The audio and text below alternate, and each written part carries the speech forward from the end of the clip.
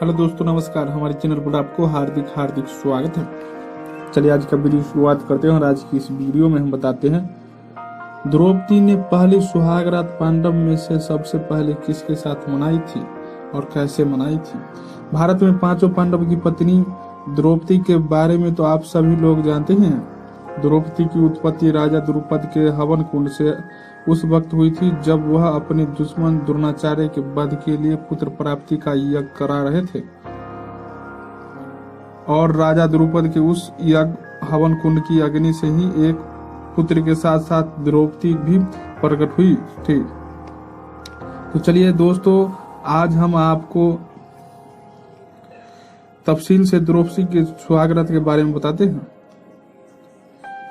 ये बातें तो आप लोग को पता ही होंगे कि राजा द्रुपद ने अपनी बेटी द्रौपदी के विवाह के लिए स्वयंवर रचाया था, जिसमें ब्राह्मण वेश में आए अर्जुन ने स्वयंवर की शर्त को पूरा करके द्रौपदी को अपनी पत्नी बना लिया था। जिस समय द्रौपदी का स्वयंवर हुआ था उस वक्त पांडवों भाई अपनी मां कुंती के साथ में अपनी पहचान छिपाकर ब्राह्मण वेश में जीवन व्यतीत कर रहे थे और वह सभी भिक्षा मांग कर अपनी जीविका चलाते थे। पांचों भाई रोजाना जितनी भी भिक्षा मांगा कर लेते थे उसे अपनी मां कुंती के सामने रख दिया करते थे और फिर उस भिक्षा को मां कुंती अपने पांचों बेटों में बांट दिया करती थी।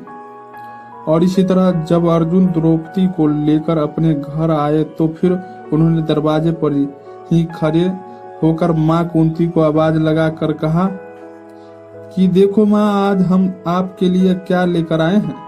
लेकिन कुंती उस समय पूजा कर रही थी। उसने उनकी तरफ देखे बिना ही कह दिया कि जो भी चीज लाए हो पांचों भाई मिलकर उसका उपयोग करो।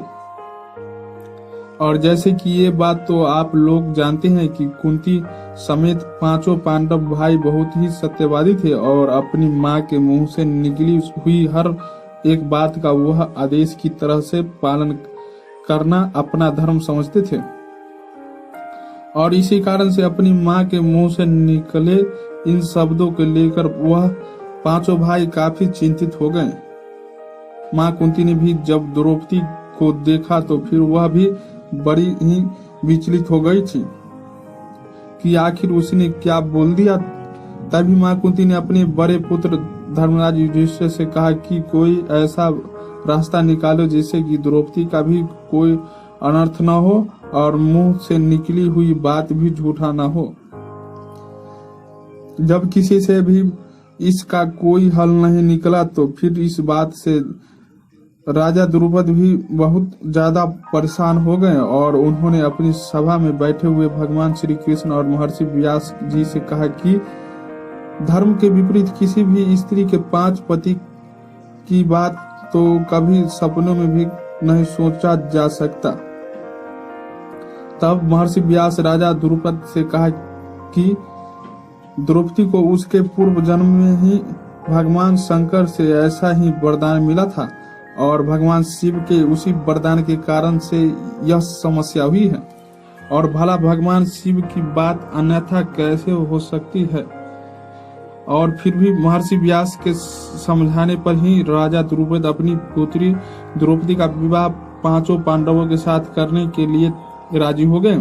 और फिर इसके बाद में द्रौपदी का सबसे पहले विवाह पांडवों के सबसे बड़े भाई युधिष्ठिर के साथ में किया गया और फिर उस रात द्रौपदी ने युधिष्ठिर के साथ ही कक्षा में अपनी पत्नी धर्म निभाया। और फिर दूसरे दिन द्रौपदी का विवाह भीम के साथ हुआ और उस रात द्रौपदी ने भीम के साथ अपनी पत्नी धर्म निभाया।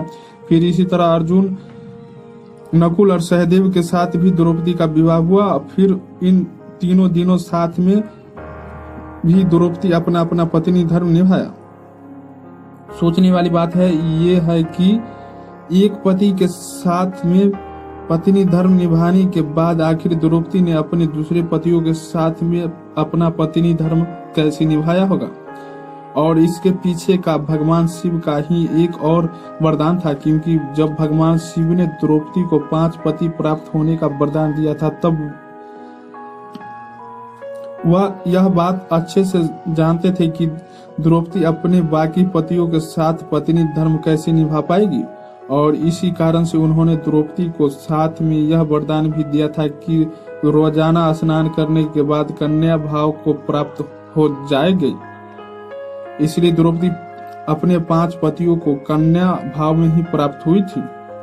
लेकिन संतान प्राप्ति के लिए भगवान श्री कृष्ण ने यह सुझाव रखा कि 1 साल तक द्रौपदी एक ही पांडवों के साथ में अपना समय व्यतीत करेगी, और जिस समय द्रौपदी अपने कक्ष में किसी एक पांडवों के साथ में अपना समय व्यतीत कर रही होगी, तब उनके कक्ष में कोई भी और पांडव प्रवेश नहीं करेगा। तो हेलो दोस्तों, हमारा ये आज का जानकारी कैसा लगा? अगर अच्छा लगा हो तो लाइक शेयर और सब्सक्राइब करना न भूले। इसी तरह का वीडियो देखना चाहते हैं तो साथ में बेल आइकन का घंटी भी दबा दे, ताकि जब भी हम वीडियो डालें अब तक मेरा नोटिफिकेशन पहुंचती रहे। पूरा वीडियो देखने के लिए धन्यवाद।